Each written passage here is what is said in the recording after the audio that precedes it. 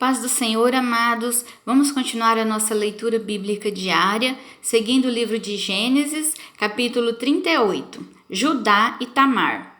E aconteceu no mesmo tempo que Judá desceu de entre seus irmãos e entrou na casa de um varão de Adulão, cujo nome era Ira.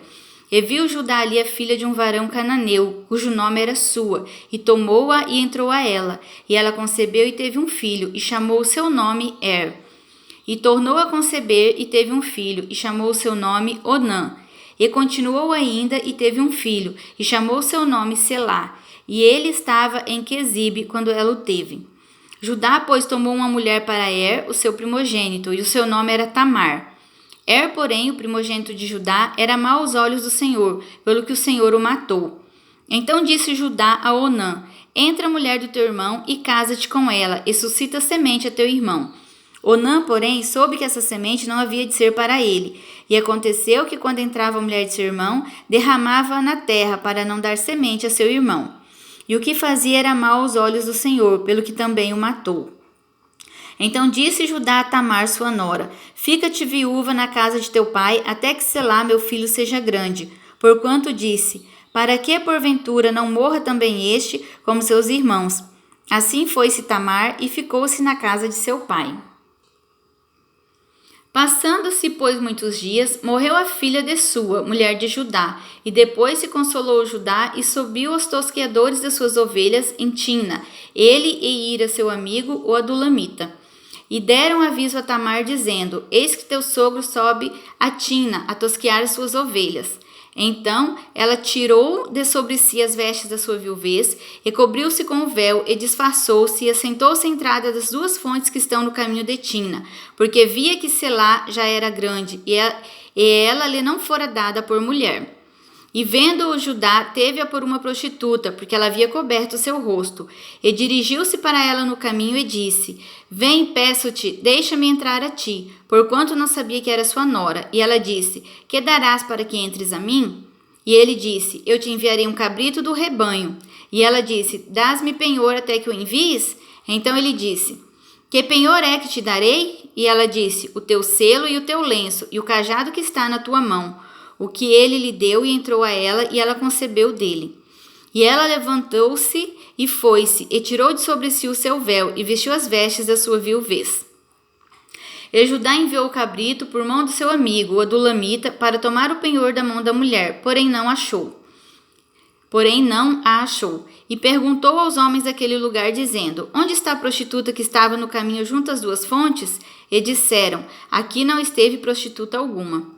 E voltou a Judá e disse: Não a achei. E também disseram os homens daquele lugar: Aqui não esteve prostituta.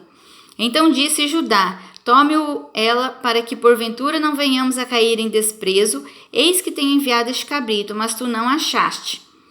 E aconteceu que quase 3 meses depois deram aviso a Judá, dizendo: Tamar, tua nora, adulterou, e eis que está pejada do adultério. Então disse Judá: Tirai-a fora para que seja queimada.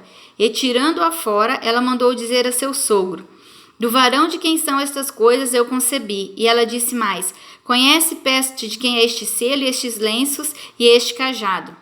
E conheceu-os Judá e disse: Mais justa é ela do que eu, porquanto não a tenho dado a Selá, meu filho. E nunca mais a conheceu. E aconteceu ao tempo de dar à luz, que havia gêmeos em seu ventre. E aconteceu, dando à luz, que um pôs fora a mão, e a parteira tomou-a e atou em sua mão um fio roxo, dizendo: Este saiu primeiro. Mas aconteceu que, tornando ele a recolher a sua mão, eis que saiu seu irmão. E ela disse: Como tens tu rompido? Sobre ti é a rotura. E chamaram seu nome Pérez. E depois saiu seu irmão, em cuja mão estava o fio roxo, e chamaram seu nome Zerá.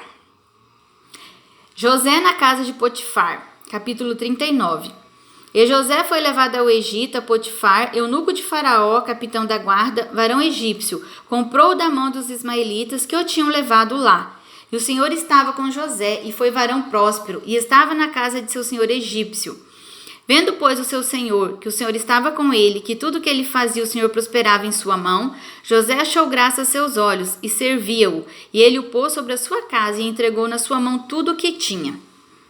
E aconteceu que, desde que o pusera sobre a sua casa e sobre tudo o que tinha, o Senhor abençoou a casa do egípcio por amor de José.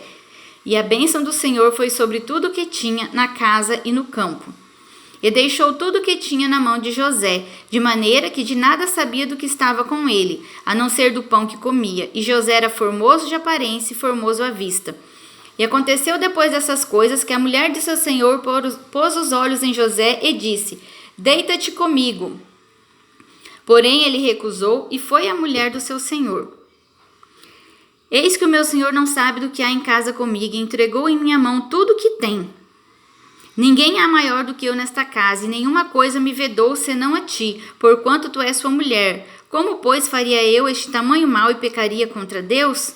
E aconteceu que, falando ela cada dia a José, e não lhe dando ele ouvidos para deitar-se com ela e estar com ela, sucedeu num certo dia que veio à casa para fazer o seu serviço, e nenhum dos da casa estava ali.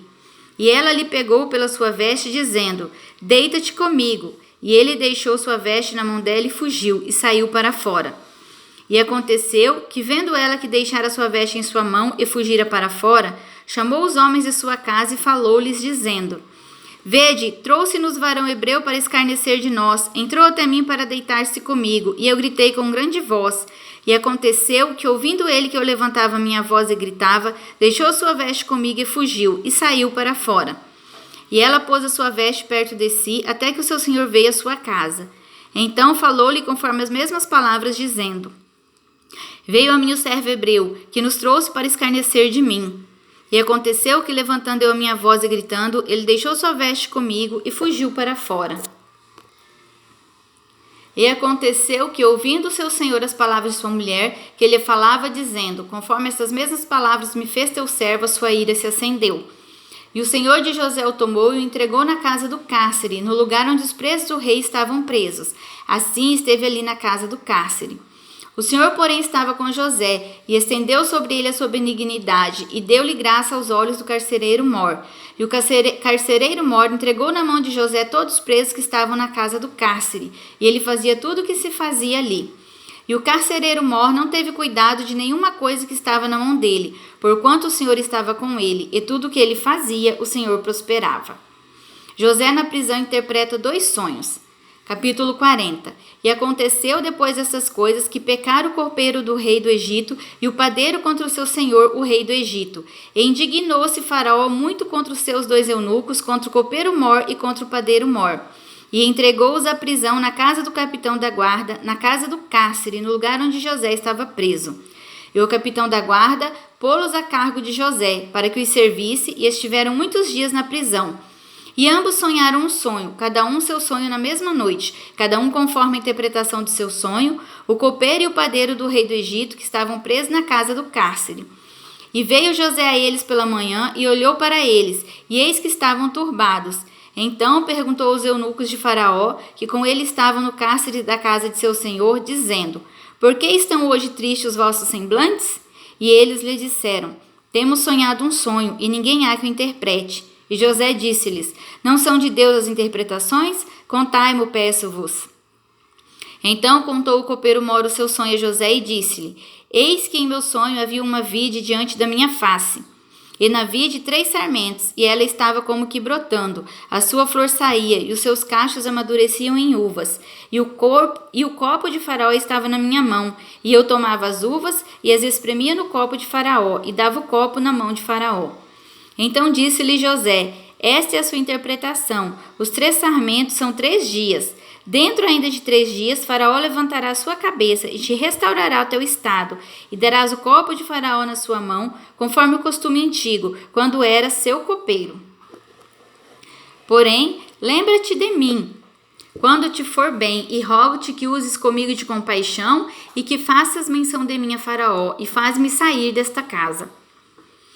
Porque de fato fui roubado da terra dos hebreus, e tampouco aqui nada tenho feito para que me pusessem nesta cova. Vendo então o padeiro mor, que tinha interpretado bem, disse a José: Eu também sonhava, e eis que 3 cestos brancos estavam sobre a minha cabeça. E no cesto mais alto havia de todos os manjares de Faraó, obra de padeiro, e as aves os comiam dos cestos sobre a minha cabeça. Então respondeu José e disse: Esta é a sua interpretação.